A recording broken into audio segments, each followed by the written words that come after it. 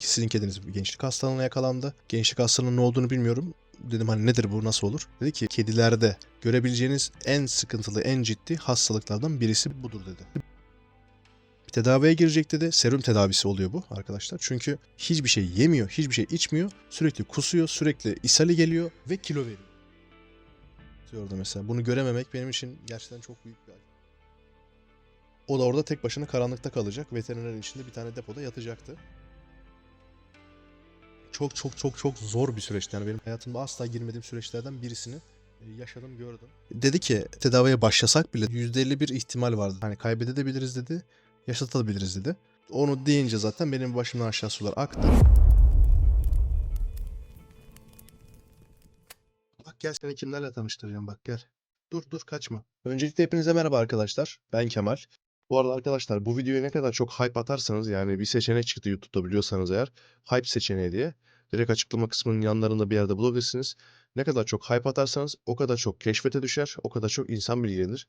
Bu hem benim için de hem de bu hastalığı yaşayacak veyahut da yaşamayan insanlar için veyahut da yaşayanlar varsa da dediğim gibi bilgilendirici bir video olduğu için önlerine çıkar. Sizden istediğim budur. Yardımcı olursanız sevinirim arkadaşlar. Bugün sizlerle kedim hakkında birazcık konuşacağım. Çünkü benim için çok zor ve çok hayatımda yaşadığım en zorlu süreçlerden birisiydi. Sizle paylaşmak istedim. Aynı şekilde bu durumu yaşayacak olan varsa veyahut da yaşamış olan varsa hani onlara yardımcı olmak adına belki bir faydam dokunur. Ne yaptım, ne oldu, nasıl bir süreçten geçtim, bunları anlatmak adına bir video çekmek istedim kısacası işte bu. Bu durumu yaşamış olanlar varsa arkadaşlar aynı şekilde yorumlar kısmına lütfen yazsınlar ki başka insanlar bilgilensin, başka insanlar bu videoyu paylaşsın ki kedilerimiz, hayvanlarımız hayatta kalsın, yaşasın yani en azından. Gördüğünüz gibi arkadaki arkadaşımız hayatta şu anda. Eğer erken müdahale etmemiş olsaydık şu anda hayatta olmayacaktı. Yani bu çok böyle şey ya, bir video, nasıl söyleyeyim size. Hani nereden başlayacağım bilmiyorum çünkü. Benim için anlamı büyük bir video. Çünkü küçüklüğümden beri hep hayvanlara iyi duyarım, hep çok severim. Başından en sonuna kadar anlatacağım. Videolu ve fotoğraflı bir şekilde gidecek zaten bu video. Şu anda anlatıyorum. Araya video ve fotoğrafları girecek. Süreç şöyle başladı arkadaşlar. Nereden aldık? Kuzenimden bizim Scottish Fold kedimizin aldık. Adı da Chucky bu arada. Ben Zıbış diyorum arada ama iki tane isim var. Nasıl seslenirseniz geliyor. Chucky, Zıbış, nasıl derseniz. Olay şuradan başlıyor arkadaşlar. Biz kedimizi aldık. Daha bebekti, yavruydu daha. Ben askerdeydim hatta. Annemden almış, kuzenimden. Daha sonrasında her şey normal ilerliyor. Güzel. Zaten daha alalı bir yıl falan oldu. Geçenlerde doğum gününü kutladık hatta. Şöyle arkadaşlar. Ocak ayı yok, ne zamandı, Aralık mı? Ocak ayının başında sanırım, tam hatırlamıyorum. Ya bundan 2 ay 3 ay öncesinde. İlk başta arkadaşlar kurtlarla başladı her şey. Kurtları gördüm işte tuvaletine dediğim gibi. Daha sonrasında öbür gün bir anda kötü olmaya başladı. Zaten böyle hal hareketleri normalde çok heyecanlıdır. Çok oyun ister böyle.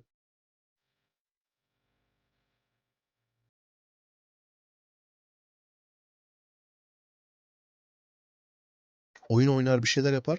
Ama bir anda böyle hani aynı günün içinde o kurtları gördükten sonra bir anda böyle duraksadı, böyle hani böyle sağa sola bakıyordu falan filan. Ben dedim herhalde modu yoktur. Hani böyle mevsimsel değişimler olduğu için, daha bebek çünkü sonuçta.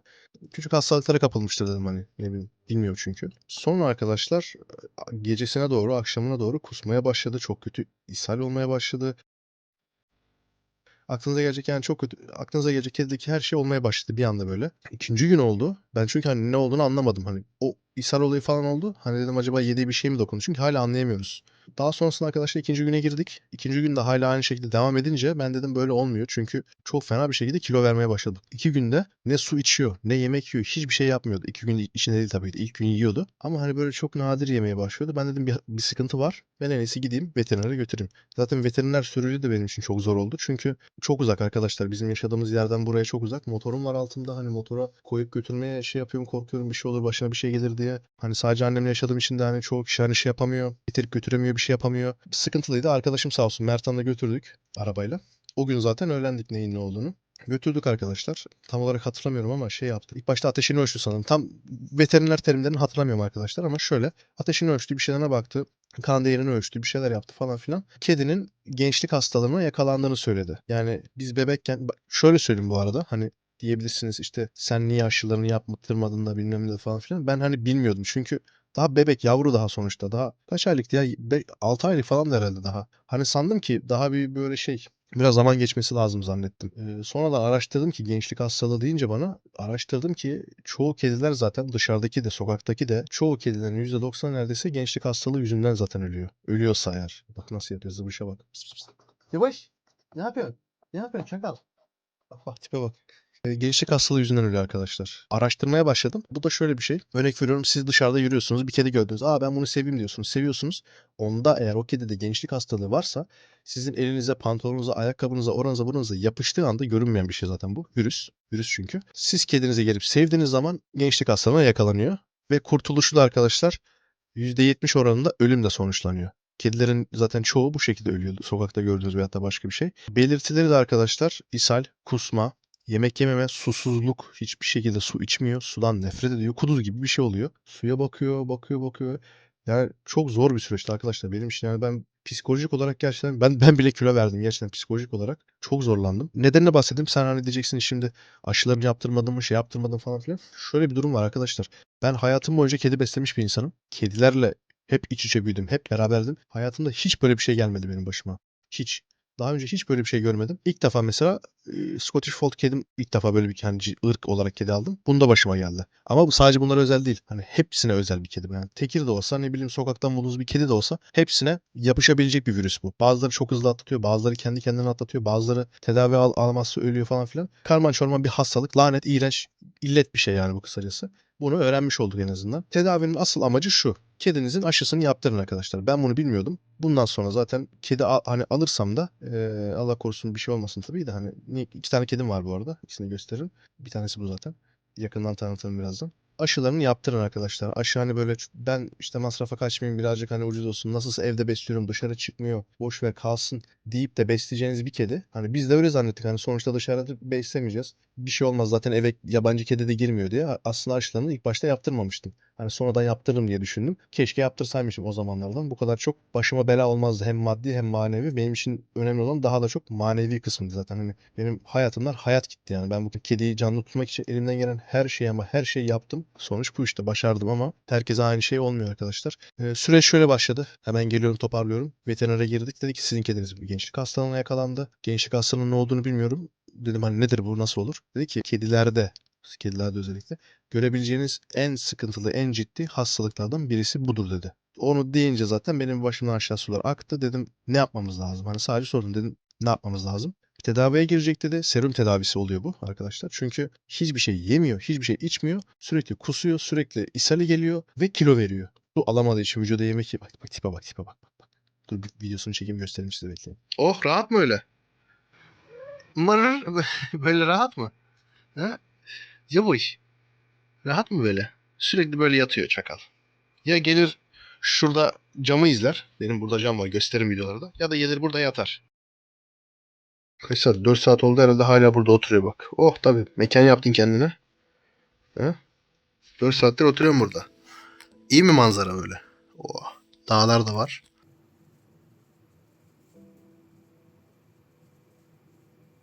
Ne bu? Manzara iyi mi böyle? Tipe bak, hep böyle hep böyle yapıyor. Dedi ki böyle böyle bir serum tedavisine gireceğiz. Bu dedi 3 günde sürebilir, 5 günde sürebilir, bir haftada sürebilir, bir ayda sürebilir dedi. Tedavisi zaten en pahalı hastalıklardan birisi de bu dedi zaten. Hani benim cebimde zaten sadece maaşım var. Hem aileme bakıyorum, hem kendime bakıyorum, hem başka bir sürü hani anlarsınız hani bir sürü giderlerim var. Ama o anda onu hiç düşünmedim. Yani direkt dedim ki elimizden gelen neyse yapalım dedim, hani direkt söyledim. Dedi ki biz dedi tedaviye başlasak bile dedi %51 ihtimal var dedi. Ya hani öyle de bilir dedi, hani kaybedebiliriz dedi, yaşatabiliriz dedi. %50 dedi. Ya onu deyince zaten ben daha da kötü oldum. Hani zaten orada başladı benim mesai. Çünkü hani ya inanın bana bak, gerçekten parası önemli değil arkadaşlar. Bazı şeylerin hani hep biz böyle sağlığımıza dikkat etmeyiz, şey olur falan filan, hani böyle aman neyse yarın yaparım, aman neyse yarın başlarım, aman neyse hani diyoruz. Ama sağlık başa gelince işte gerçekten hayvanlarda da olsun, insanlarda da olsun, başka bir şeyde olsun, en ufak bir sağlık probleminde para gerçekten direkt ikinci, üçüncü plana düşüyor.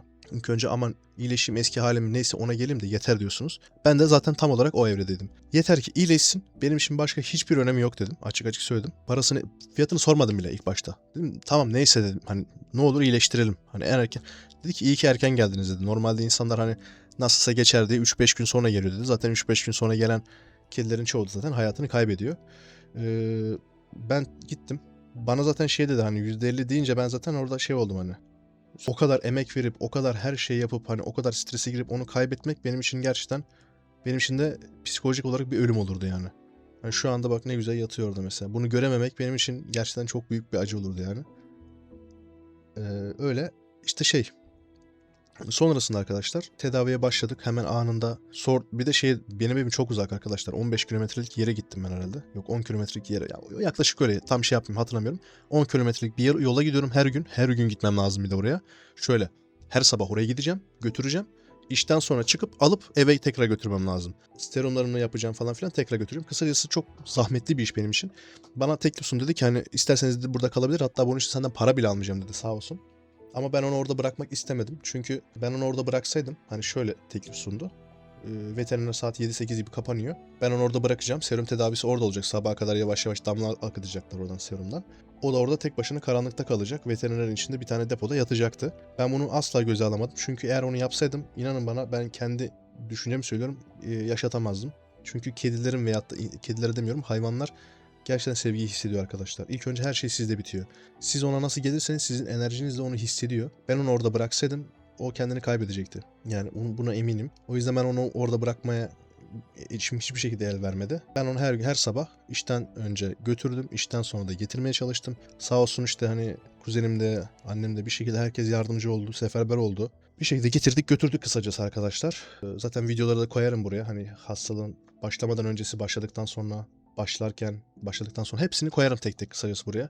Serum mesela gittik oraya ilk gün. Serum verdi akşam çıkıştan geldim. Serumla dedi evde siz yapacaksınız dedi. Ben hayatımda hiç serum kullanmayı bilmiyorum. Hiçbir şey bilmiyorum. Kedim de öğrendim mesela serum kullanmayı. Nasıl ayarlanır, nasıl yapılır her şeyi onda öğrendim. Buraya getirdik serumunu bağladım. Başında 2 saat bekledim. O serum aksın yavaş yavaş böyle aksın da hani hızını bile ayarlamanız lazım. Çok hızlı yaparsanız çok hızlı aktığı için kalbi durabilir. Bak ciddi söylüyorum abi bunları hep söylüyor. Çok hızlı ayarlarsan dedi kalbi de durabilir dedi. Kalp krizi de geçirebilir dedi. Yavaş yavaş dedi. Her 7 saniyede bir damla akacak şekilde dedi. Ben onu bir saat ayarlamaya çalıştım böyle 7 saniyede bir damla aksın diye. Onları ayarladım, onu yaptım derken 2 saat başında oturdum.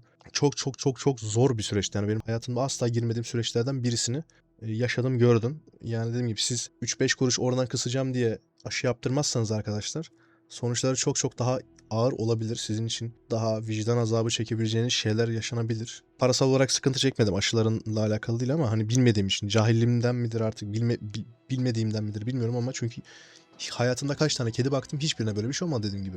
Böyle bir durum yaşadım arkadaşlar. Yani size bunu anlatmak istedim. Şu anda eğer dediğim gibi yatıyorsa benim hızlı davranmamdan, paradan asla kaçmadığımdan gerçekten destek olarak, enerji olarak moral verdiğimden kaynaklanıyordur.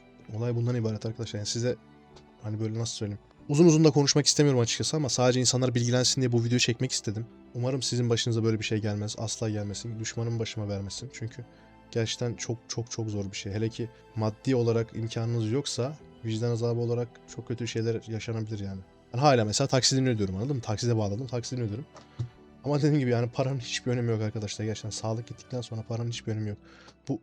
Bak şu anda burada yatıyor ya bunun yatması bile benim şu anda kafamın rahat olması demektir. Getiriyorum bekleyin. Şişko bu. Şişko olmuş.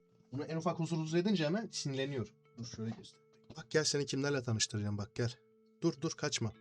En ufak huzursuzluk yaşayınca hemen kaçıyor. Rahat bırak Şişko'ya manyak. bak şişkoya. Rahat bırak. Şişkoya bak. Şişkoya bak. Ne? Ne? Yedin tabi tatlıları. Şifalandım. Ha? Öküz gibi olmuş şuna bak şuna. 4,5 kilo. 4,5 kilo. Daha bir yaşında bak düşün. Sana arkadaş bulalım mı sana? Arkadaş bulalım mı sana? Arkadaşlar yani bir de şöyle bir durum var. Hayvanlarınızı kızmayın. Yani bu aslında bir kamu spotu mudur bilmiyorum neden ama içimden gelen şeyi söylemek istiyorum. Hayvanlarınızı kızmayın arkadaşlar. Çünkü hayvanlarınız arkadaşlar sizin ona dünyayı gösterdiğiniz kadarını görüyor sadece. Bunu da şuradan anladım. Hastayken mesela sürekli böyle çok yorgun da olsa böyle dışarı gider böyle bakmaya çalışırdı böyle dışarıya. Hep gelir mesela cama oturup videolarını gösteririm. Ben ona koltuğu koyarım mesela şu camın oraya benim bu koltuğum. Doğru mu lan? Hı? Benim koltuğu oraya koyarım. Gelir mesela koltuğa oturur böyle izler dışarı. Tamam hadi gidelim. Allah.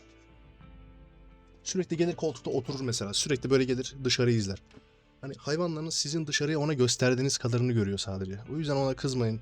Tuvaletini yapabilir, kusabilir, bir şey yapabilir, işeyebilir. olabilir diyeceksiniz, geçeceksiniz. Yani sokakta gördüğünüzde bir mama aldığınızda 20 liralık, 30 liralık olsun, 50 liralık olsun her neyse verdiğiniz zaman sizin vereceğiniz o bir mama onun bir gün daha yarınını düşünmeden yaşayabileceği anlamına geliyor. Bu yüzden arkadaşlar çekinmeyin. Eğer varsa cebinizde 3-5 kuruş gidin kedileri besleyin, dışarıda verin. O bir canlı sonuçta. Bazı şeyler aklı ermiyor. Bizim aklımız eriyor.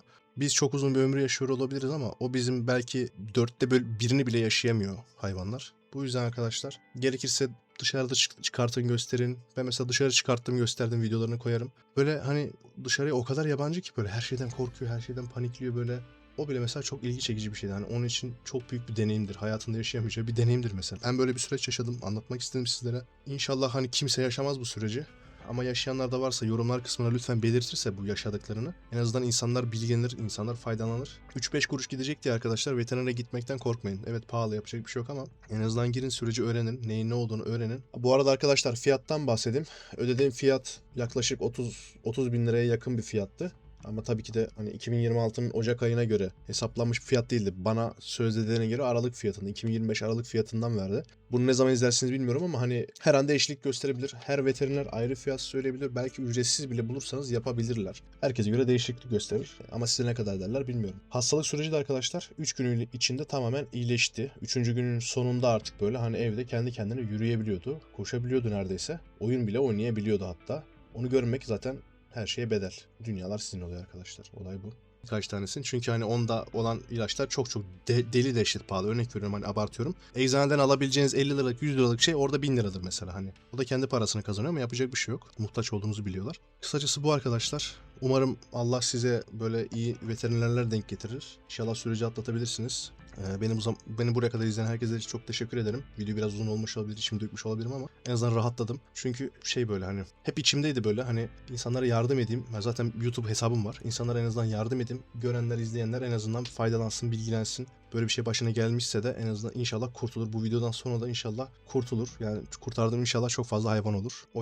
Öyle yani. Başka hani konuşacağım bir şey yok arkadaşlar. Beni izlediğiniz için çok teşekkür ederim. Herhangi bir şey olsa da çekinmeden yazabilirsiniz kesinlikle. Kendinize iyi bakın. Görüşmek üzere.